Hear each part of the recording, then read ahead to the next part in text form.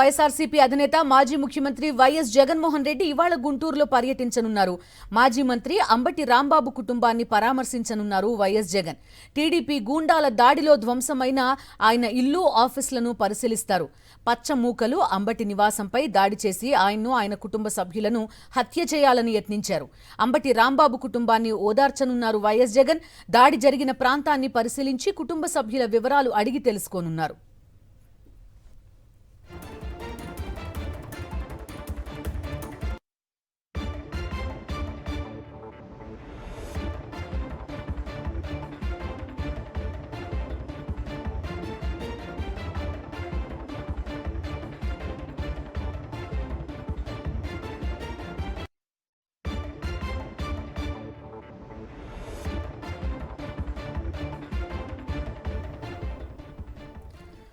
అటు గుంటూరులో పోలీసులు ఓవర్ యాక్షన్ చేస్తున్నారు. ఇవాళ వైఎస్ జగన్మోహన్ రెడ్డి పర్యటనకు ఆటంకాలు సృష్టిస్తున్నారు.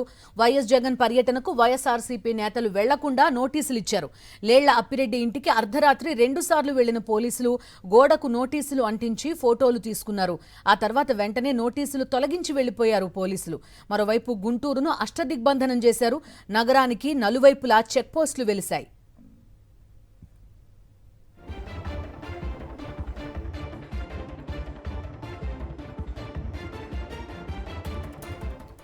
అటు వైఎస్ జగన్తో వెళ్లొద్దని కార్యకర్తలను పోలీసులు బెదిరిస్తున్నారు. విడదల రజని, మేరుగు నాగార్జున, లేళ్ల అప్పిరెడ్డి, మోదుగుల వేణుగోపాల్ రెడ్డి, యేసురత్నం, నూరి ఫాతిమా, నంబూరి శంకర్రావు, కిరణ్ కుమార్, దొంతిరెడ్డి వేమారెడ్డి, అంబటి మురళీకృష్ణతో పాటు అన్నాబత్తుల శివకుమార్, డైమండ్ బాబు, పానుగంటి చైతన్యకు పోలీసులు నోటీసులు ఇచ్చారు.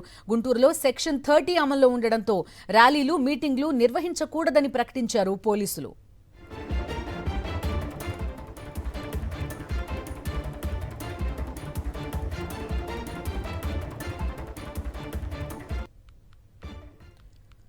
అంబటి రాంబాబు నివాసానికి ఈరోజు వైఎస్ఆర్సీపీ అధినేత వైఎస్ జగన్మోహన్ రెడ్డి వెళ్లబోతున్నారు. ఆయన కుటుంబాన్ని పరామర్శించబోతున్నారు వైఎస్ జగన్మోహన్ రెడ్డి. ఈ నేపథ్యంలో ప్రస్తుతం చూస్తున్నాం, చాలా మంది వైఎస్ఆర్సీపీ నాయకులకి నోటీసులు ఇచ్చినట్టుగా తెలుస్తోంది. సెక్షన్ 30 అమల్లో ఉన్నట్టుగా చెప్తున్నారు. ఓవర్ యాక్షన్ చేస్తున్నారు గుంటూరు పోలీసులు. అడుగడుగున ఆటంకాలు సృష్టిస్తున్నారు. అర్ధరాత్రి లేళ్ల అప్పిరెడ్డి ఇంటికి వెళ్లారు. 2 సార్లు గోడకు నోటీసులు అంటించారు. ఫోటోలు తీసుకున్నారు పోలీసులు. అటు గుంటూరును అష్టదిగ్బంధనం చేసే ప్రయత్నాల్లో పోలీసులు ఉన్నట్టుగా తెలుస్తోంది.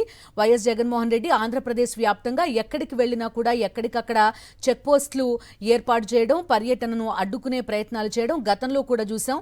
ఇప్పుడు కూడా అదే పరిస్థితి కనిపిస్తోంది. అటు సాధారణ కార్యకర్తలను సైతం పోలీసులు బెదిరిస్తున్నట్టుగా తెలుస్తోంది. మరోవైపు లీడర్స్ కి సంబంధించి విడదల రజని, మేరుగు నాగార్జున, లేళ్ల అప్పిరెడ్డి, మోదుగుల వేణుగోపాల్ రెడ్డి, యేసురత్నం, నూరి ఫాతిమా, నంబూరి శంకర్రావు, కిరణ్ కుమార్, అంబటి మురళీకృష్ణతో పాటు అన్నాబత్తుల శివకుమార్, డైమండ్ బాబు, పానుగంటి చైతన్యకు పోలీసులు నోటీసులు ఇచ్చారు. గుంటూరులో సెక్షన్ 30 అమల్లో ఉందని, ర్యాలీలు, మీటింగ్లు నిర్వహించకూడదని పోలీసులు ప్రకటించారు.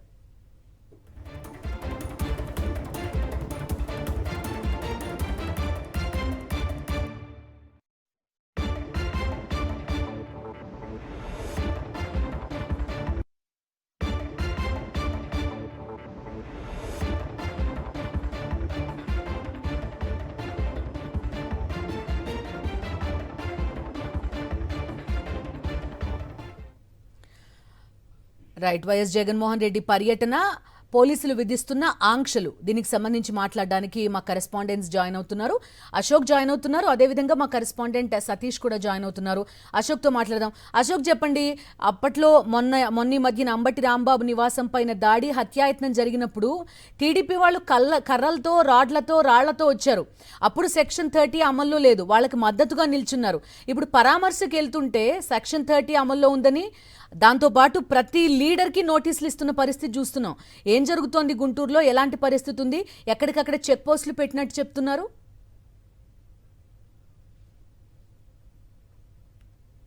ఖచ్చితంగా అలాంటి పరిస్థితే ఉంది. పూర్తిగా వైఎస్ జగన్మోహన్ రెడ్డి పర్యటనలో పోలీసులు ఆంక్షలు విధిస్తున్నారు. కార్యకర్తలను ఎక్కడికక్కడ రానివ్వకుండా పూర్తిగా గుంటూరు నలుమూలల చెక్ పోస్టులు ఏర్పాటు చేసి నిలిపివేసే, కార్యకర్తలను లోపలికి రానివ్వకుండా పూర్తి స్థాయిలో అడ్డుకుంటూ ఉన్నారు. దీంతో పాటుగా వైఎస్ఆర్ కాంగ్రెస్ పార్టీ నేతలందరికీ నోటీసులు కూడా జారీ చేస్తున్నారు. అర్ధరాత్రి ఇంటికి వెళ్లి హడావిడి చేశారు. పూర్తిగా లేళ్ల అప్పిరెడ్డి, మాజీ మంత్రి విడదల రజని, అలానే నియోజకవర్గ సమన్వయకర్తలు చైతన్యతో పాటు ఇతర వైఎస్ఆర్ కాంగ్రెస్ పార్టీ మాజీ ఎమ్మెల్యేలు, మాజీ మంత్రులు, యాక్టివ్గా ఉన్న వైఎస్ఆర్ కాంగ్రెస్ పార్టీ నాయకుల ఇళ్లకు అర్ధరాత్రి వెళ్లారు. నోటీసులు ఇవ్వడానికి ప్రయత్నించారు.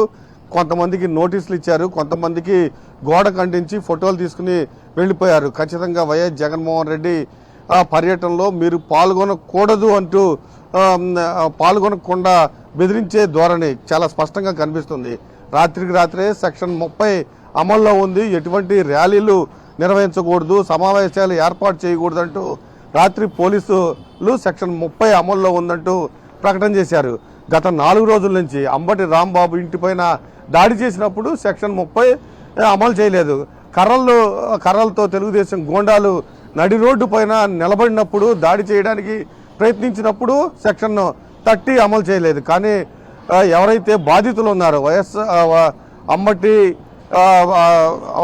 అంబటి రాంబాబు కుటుంబ సభ్యులను పరామర్శించడానికి వైఎస్ జగన్మోహన్ రెడ్డి వస్తూ ఉన్నారు. ఈ నేపథ్యంలో సెక్షన్ 30 అమలు చేస్తున్నారు. వైఎస్ఆర్ కాంగ్రెస్ పార్టీ కార్యకర్తలు, నాయకులు ఎవరు ఈ పర్యటనలో పాల్గొనకుండా చేయడానికి ఒక కుట్ర పన్నుతున్నారు.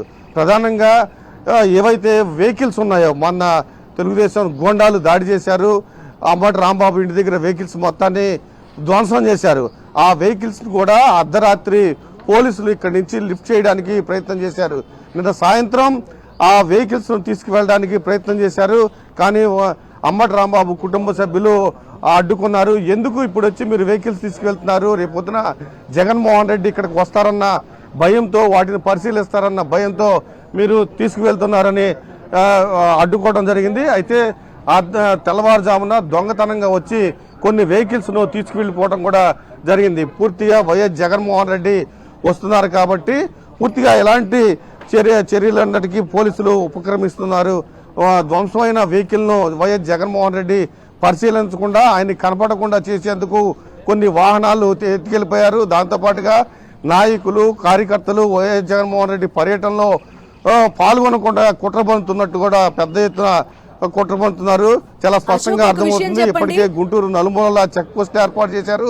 కార్యకర్తను ఇప్పుడు అక్కడ స్థానిక ఎమ్మెల్యే ఎవరైనా వస్తే దాడి చేస్తే అంబటి రాంబాబు నివాసం పైన హత్యాయత్నం కానీ దాడి సమయంలో కానీ ఎమ్మెల్యే కూడా తరలి వచ్చిన పరిస్థితి. మరి వాళ్ళకు కూడా నోటీసులు ఇవ్వాలి కదా, వాళ్ళకి ఏమైనా నోటీసులు ఇచ్చారా టీడీపీకి సంబంధించిన ఎమ్మెల్యేకి కానీ కార్యకర్తలకు కానీ? ఎందుకంటే ధ్వంసం చేసిందే వాళ్ళు. మరి ఇలాంటి సమయంలో వాళ్ళు మళ్ళీ ఒక గందరగోళ పరిస్థితి, హింసా పరిస్థితి సృష్టించడానికి గ్యారంటీ ఉంది?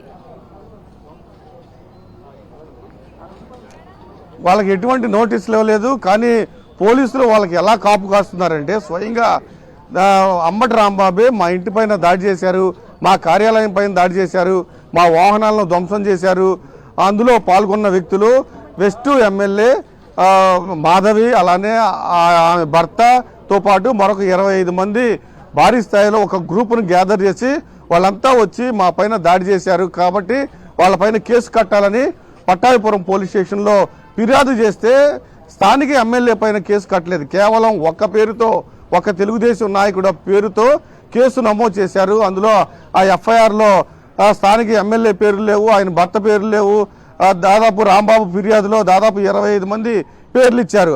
ఆ పేర్లు ఎక్కడా కనపడలేదు, ఒక్క నాయకుడి పేరు మాత్రమే కనిపించారు. అంటే పోలీసుల పరిస్థితి ఎలా ఉందో చాలా స్పష్టంగా అర్థమవుతుంది. బిందు. రైట్.